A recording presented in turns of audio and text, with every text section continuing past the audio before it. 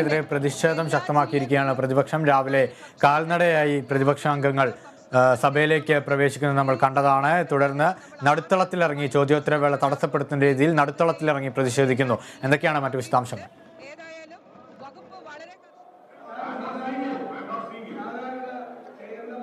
ഇപ്പോൾ സഭയിൽ വലിയ രീതിയിലുള്ള പ്രതിഷേധമാണ് പ്രതിപക്ഷത്തിന്റെ ഭാഗത്തു നിന്നും കാണാൻ വേണ്ടി സാധിക്കുന്നത്. ഇപ്പോൾ ഗീസ് സൂചിപ്പിച്ചതുപോലെ തന്നെ നടുത്തളത്തിലിറങ്ങി പ്രതിഷേധം പ്രകടിപ്പിക്കുന്ന ഒരു കാഴ്ചയാണ്. സഭയെ, അതായത് ചോദ്യോത്തരവേളയെ പ്രക്ഷുബ്ധമാക്കുന്ന രീതിയിലാണ് ഇപ്പോൾ പ്രതിഷേധം നടന്നുകൊണ്ടിരിക്കുന്നത്. ഇന്ന് രാവിലെയോടുകൂടി, അതായത് ഒരു 8 മണിക്ക് ശേഷം പ്രതിപക്ഷ MLA-മാരുടെ നേതൃത്വത്തിൽ MLA ഹോസ്റ്റലിൽ നിന്നും കാൽനട പ്രതിഷേധവുമായാണ് നിയമസഭയിലേക്ക് പ്രതിപക്ഷ നേതാക്കൾ വന്നിട്ടുണ്ടായിരുന്നത്. അതായത് പ്രതിപക്ഷ നേതാവ് VD സതീശന്റെ നേതൃത്വത്തിലുള്ള കാൽനട പ്രതിഷേധമായിരുന്നു. ആ പ്രതിഷേധം നിയമസഭയ്ക്കകത്ത് എത്തിയത് മുതൽ നിയമസഭയ്ക്കകത്ത് വെച്ച് വലിയ രീതിയിലുള്ള പ്രതിഷേധങ്ങളാണ് കാണാൻ വേണ്ടി സാധിക്കുന്നത്. അതായത് സ്പീക്കറുടെ ഡയസിന് മുന്നിൽ വരെ പ്ലക്കാർഡുകൾ ഉയർത്തിയുള്ള പ്രതിഷേധങ്ങൾ കാണാൻ വേണ്ടി സാധിക്കുന്നു. ഒപ്പം തന്നെ സഭയിൽ മുദ്രാവാക്യം വിളിക്കുന്ന പ്രതിപക്ഷത്തെ കാണാൻ വേണ്ടി സാധിക്കുന്നു. കേരള സർക്കാരിന്റെ ഡീസലിനും പെട്രോളിനും നികുതി വർദ്ധിപ്പിച്ചതിൽ കഴിഞ്ഞ ദിവസങ്ങളിൽ ഒക്കെയായി വലിയ രീതിയിലുള്ള പ്രതിഷേധങ്ങളാണ് കേരളത്തിൽ ഉടനീളം ഉണ്ടായിക്കൊണ്ടിരിക്കുന്നത്. അതായത് സഭയ്ക്കകത്ത് VD സതീശന്റെ നേതൃത്വത്തിൽ പ്രതിഷേധം നടക്കുമ്പോൾ സഭാ കവാടത്തിനു മുന്നിൽ 4 പ്രതിപക്ഷ MLA-മാർ പ്രതിഷേധിക്കുന്നത് കാണാൻ വേണ്ടി സാധിക്കുന്നു. ഒപ്പം തന്നെ നിയമസഭയിലേക്കൊക്കെ പ്രതിപക്ഷ കക്ഷികളുടെയും ഒക്കെ നേതൃത്വത്തിലുള്ള വലിയ രീതിയിലുള്ള മാർച്ചുകൾ കാണാൻ വേണ്ടി സാധിക്കുന്നുണ്ട്. ഇപ്പോൾ ചോദ്യോത്തരവേളയാണ് നടന്നുകൊണ്ടിരിക്കുന്നത്. എന്നാൽ ഈ ചോദ്യോത്തരവേള തടസ്സപ്പെടുത്തുന്ന രീതിയിലുള്ള പ്രതിഷേധമാണ് പ്രതിപക്ഷത്തിന്റെ ഭാഗത്തു നിന്നും ഇപ്പോൾ ഉള്ളത്. എന്നാൽ ഇങ്ങനെ വലിയ രീതിയിലുള്ള പ്രതിഷേധം കേരളത്തിലൊട്ടാകെ നടക്കുമ്പോഴും കഴിഞ്ഞ ദിവസം ധനമന്ത്രി പറഞ്ഞിട്ടുണ്ടായത് ഈ ഒരു സാഹചര്യത്തിൽ പോലും ഞങ്ങൾ നികുതി പിൻവലിക്കാൻ തയ്യാറല്ല എന്നുള്ളതാണ്. അതിൽ വലിയൊരു രാഷ്ട്രീയപരമായ ഒരു കാര്യം കൂടി ഉണ്ടെന്ന് സൂചിപ്പിക്കണം.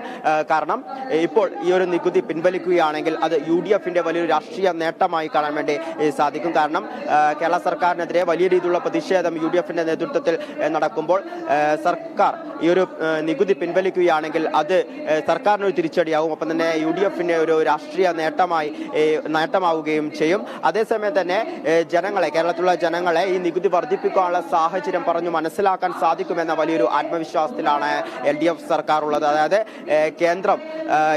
കേന്ദ്രത്തിന്റെ ഭാഗത്തു നിന്നുമുള്ള അവഗണനയും മറ്റും പറഞ്ഞ് കേരളത്തിലെ ജനങ്ങളെ ബോധ്യപ്പെടുത്താൻ വേണ്ടി സാധിക്കുമെന്ന് തന്നെയാണ് കേരള സർക്കാരിന്റെ ഉത്തമ വിശ്വാസം.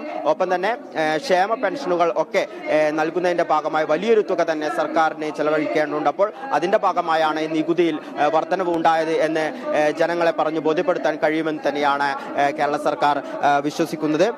കഴിഞ്ഞ ദിവസങ്ങളൊക്കെയായി നിയമസഭയിലേക്ക് യൂത്ത് കോൺഗ്രസിന്റെയും ഒപ്പം തന്നെ മഹിളാ കോൺഗ്രസിന്റെയും ഒക്കെ നേതൃത്വത്തിലുള്ള മാർച്ചുകൾ കാണാൻ വേണ്ടി സാധിച്ചിരുന്നു.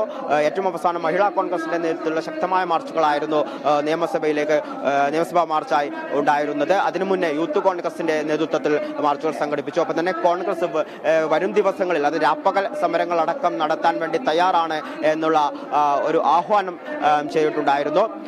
ഡീസൽ പെട്രോൾ നികുതി വർധനയിൽ പ്രതിഷേധിച്ച് യൂത്ത് കോൺഗ്രസിന്റെ പ്രതിഷേധത്തിൽ ഇരുചക്ര വാഹനങ്ങളുമായി വന്നവർ ഇരുചക്ര വാഹനം കത്തിച്ചുകൊണ്ടുള്ള പ്രതിഷേധമായിരുന്നു നടത്തിയിട്ടുണ്ടായിരുന്നത്. ഇന്നലെ നടന്ന മഹിളാ കോൺഗ്രസിന്റെ പ്രതിഷേധത്തിൽ അവർ ബാരിക്കേഡുകൾ തറക്കുകയും അപ്പുറത്തേക്ക് കടക്കാൻ ശ്രമിക്കുകയും ചെയ്തതിനെ തുടർന്ന് 5ഓളം പ്രവർത്തകരെ പോലീസ് അറസ്റ്റ് ചെയ്ത് നീക്കുന്ന ഒരു സാഹചര്യം ഉണ്ടായിരുന്നു. ഒപ്പം തന്നെ യുവമോർച്ചയുടെ ഒക്കെ നേതൃത്വത്തിൽ വലിയ രീതിയിലുള്ള പ്രതിഷേധങ്ങൾ കാണാൻ വേണ്ടി സാധിക്കുന്നുണ്ട്. ബാരിക്കേഡുകൾ തകർത്ത് പോലീസ് നേരെ ആക്രമിക്കുന്ന യുവമോർച്ചക്കാരെ ഗ്രനേഡും ജലപീരങ്കിയും ഒക്കെ ഉപയോഗിച്ചുകൊണ്ടായിരുന്നു പോലീസ് നേരിട്ടിട്ടുണ്ടായിരുന്നത്. ഒപ്പം തന്നെ പിന്നീട് പൊതുഗതാഗതം തടസ്സപ്പെടുത്താൻ ശ്രമിച്ച പ്രവർത്തകരെ പോലീസ് അറസ്റ്റ് ചെയ്ത് നീക്കുന്ന ഒരു സാഹചര്യമാണ്. ഇപ്പോൾ ചോദ്യോത്തരവേളയിൽ പ്രധാനമായും മയക്കുമരുന്നിനെ കുറിച്ചുള്ള ചോദ്യത്തിന് MP രാജേഷ് വ്യക്തമായ മറുപടി നൽകുന്ന ഒരു കാഴ്ച കാണാൻ വേണ്ടി സാധിച്ചിരുന്നു. അതായത് മയക്കുമരുന്ന് കേസുകൾ ഉൾപ്പെടുത്തുന്ന പ്രതികളെ കൂടുതലായി തടങ്കലിൽ സൂക്ഷിക്കുന്ന നടപടി എടുക്കും. അതിനുള്ള തക്കതായ വ്യവസ്ഥ, അതായത് NDPC ആക്ടിൽ അതിന് തക്കതായ വ്യവസ്ഥയുണ്ട് എന്ന രീതിയിലുള്ള വ്യക്തമായ മറുപടി നൽകുന്ന സാഹചര്യമുണ്ടായി. അതേസമയം തന്നെ ഗണേഷ് കുമാറിന്റെ ചോദ്യം, അതായത് ഇപ്പോൾ ഏറ്റവും കൂടുതൽ ചർച്ച ചെയ്തുകൊണ്ടിരിക്കുന്ന ഒരു വിഷയമാണ്. അതായത് ഭക്ഷ്യസുരക്ഷയുമായി ബന്ധപ്പെട്ട് ആ ഒരു ചോദ്യത്തിന് ആരോഗ്യമന്ത്രി വീണ ജോർജ് നൽകിയ ഉത്തരം, അതായത് ഓരോ ഹോട്ടലിലും ലൈസൻസ് നിർബന്ധമാക്കും. അതായത് അവിടെ കിച്ചണുകളും മറ്റും പരിശോധന ശക്തമാക്കിയതിന്റെ ഭാഗമായി മോശമായ ഒരു സാഹചര്യം ഉണ്ടാക്കുകയാണെങ്കിൽ ആ ഹോട്ടലിന്റെ ലൈസൻസ് റദ്ദാക്കുന്ന ഒരു രീതിയിലേക്ക് നിയമ നടപടി കൊണ്ടുപോകുമെന്ന ഒരു താക്കീത് കൂടിയാണ് വീണ ജോർജിന്റെ ഭാഗത്തു നിന്നുണ്ടായിരുന്നത്. എന്നാൽ ചോദ്യോത്തര വേളയെ അത്ര സുഗമമായ രീതിയിൽ കൊണ്ടുപോകാൻ പ്രതിപക്ഷം ഇതുവരെ തയ്യാറായിട്ടില്ല. ശക്തമായ പ്രതിഷേധങ്ങൾ തന്നെ ഇപ്പോൾ നിയമസഭയ്ക്കകത്ത് കാണാൻ വേണ്ടി സാധിക്കുന്നുണ്ട്. കേസ് പ്രതിപക്ഷ നേതാവ് സർക്കാരിനെ കടന്നാക്രമിച്ചിരിക്കുകയാണ്. തുടർഭരണം കിട്ടിയതിന്റെ അഹങ്കാരമാണ് സർക്കാരിനെന്നും പ്രതിപക്ഷ നേതാവ് കുറ്റപ്പെടുത്തി.